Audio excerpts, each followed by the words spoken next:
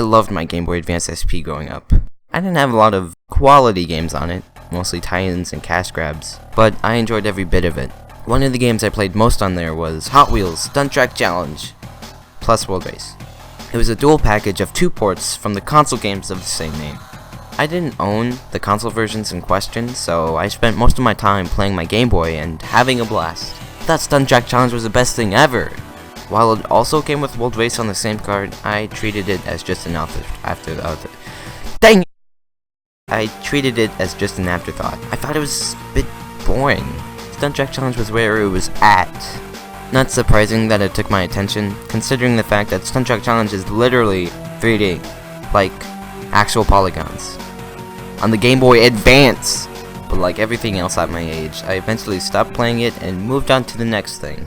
I kind of forgot about it for the better half of 7 years or so. But a couple of months ago, I popped the old cartridge in my GBA SP, picked World Race, expecting a wave of nostalgia and a disappointing wave of disappointment. But in actuality, I was caught off guard by the amount of fun I was having. The cars were fun to control and the graphics held up well. But I'm getting ahead of myself. What even is Hot Wheels World Race anyway, you might be asking? Well, let me tell you. In the distant year of 2003, to coincide with Hot Wheels' 35th anniversary, Mattel created Hot Wheels Highway 35 World Race. A mouthful, I know. It was a multimedia franchise spanning toys, obviously, comics, movies, and games. The movie was rather simple. A scientist called Dr. Tesla enlists 35 racers, split into 5 teams, to race in alternate dimensions. It was silly, cheesy, and all around the embodiment of the early 2000s. So, is the game faithful to the movie? The game is split into 3 modes: Quick Race, League, and Time Trial. Quick Race is pretty self-explanatory, just pick a car and you're off to the races. Literally. League is basically this game's championship mode. You race on a series of tracks, and after every race, there's a cutscene, quote-unquote cutscene, with Dr. Tesla. It's just a still sprite of him and a dialogue box with some exposition. Nothing you wouldn't already know if you've seen the movie. After you beat a league, you unlock a track. Every track corresponds with the character, so when you're in Time Trial, you have to beat the driver related to that track and then you can play them. So as much as I would like to pick Vert Wheeler and destroy everybody on the track just like in the movie, you have to unlock him. Which is kind of weird considering the fact that he's the main character, and you can't even play as him at the start. So complete the leagues to get more tracks to beat more racers, and beat the racers to unlock them. It's actually quite a satisfying course of progression, and it feels earned. Until you unlock the best car, and then at that point, there's no real need to try out the other ones. Anyway, seeing as this game is a port, there are some limitations. The game only has about 15 of the total 35 characters. I understand this could be because of the hardware, but it's a little disappointing. Also, the frame rate drops down every once in a while when there's a lot on screen, but it's usually pretty brief and I pay no mind. The music repeats itself a couple times too.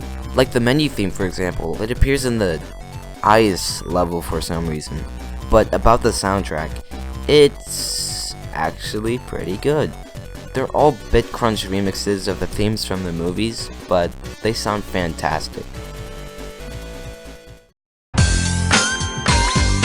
Thank you so much for watching my video, and wait a second, there's another game on the card.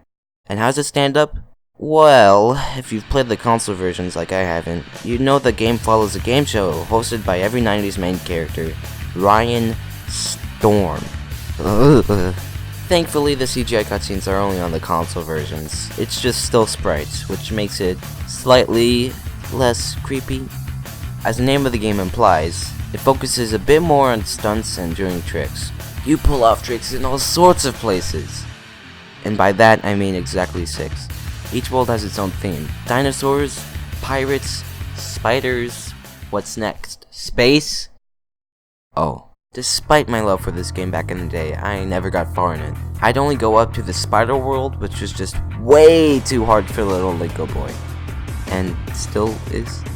While the console counterparts have you do certain stunts like hitting teeth off a dinosaur skull, or pulling tricks off a ramp, the GBA versions doesn't have that. It's mainly boiled down to taking your car, putting in a certain section of track, trying to get as many points in the time limit, which is a huge bummer. feels watered down and just not as interesting. Speaking of watered down, the game feels slow and clunky in general. Performing tricks doesn't really feel like you're in control, and more like you're just doing all the awkward animations you can before you land. It's not nearly as satisfying as World Race felt. You had to turn the car manually, stopping too soon or too late, and you would have to reset. Here, it's just really fast animations that play with a button press. Even more so than World Race, this game's frame rate can slow down pretty bad due to the extensive graphics. It goes about as smooth as knives in a blender. Still though, the graphics are incredibly impressive for the console it's on, and the music is just as good as I remember it. I would not say it's bad, it just didn't live up to the expectations my young self set up. Also, just like almost every other GBA game I owned at the time, both of these games didn't have save files. Yep, that's right, it's back to the old passwords. Okay, while they're not that bad, they do really pile up a lot on your notes. It just gets a little annoying having to put one in every single time you unlock something new or beat a league. I blame myself for getting so used to modern games, what with their quick saves and better saving systems. Sometimes even now I'll find a piece of paper with a random series of letters on it and I can't help but wonder what game it's for. Now that I'm a lot older and I'm more smarter, the roles these two games played in my mind have been switched since when I was a kid. Stunt Track Challenge is a bit of a bland mess, while World Race is a fun racer. When I came back to it, I was expecting a simple game with no real challenge, but man, what I found was an interesting experience that I found myself enjoying a lot. It's strange yet interesting how tastes change and grow when you're older. I'd rate the World Race part of this card as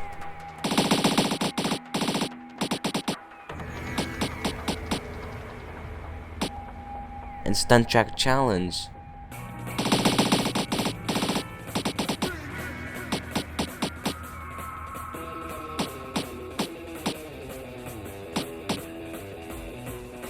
I wouldn't know how the two games would compare to the console counterparts, but they're pretty interesting ports on their own. If you're looking for a quality racer for the Game Boy Advance, I'd say you should probably get Mario Kart, but these games are surprisingly fun racers too. Even though I've never played Super Circuit, please don't hurt me. Now, I wouldn't call myself an avid Hot Wheels fan, but as someone who enjoys the quality entertainment that is the World Race saga, you should definitely pick it up.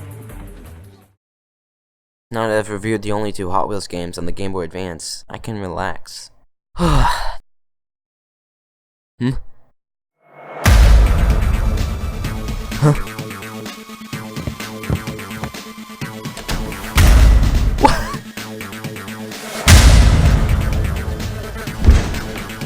Why are there so many of them?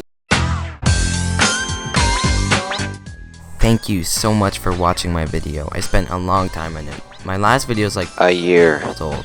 I'm really sorry, but if you want to check it out, it's on the left side of the screen. And on the right side of the screen is my friend Digiman's most recent video. He gave me a shout out recently and I just wanted to pay it forward, so again, thank you so much for watching my video, and hopefully I'll see you again in not a year.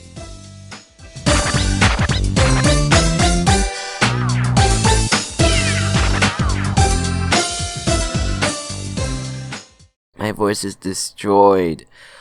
Ugh.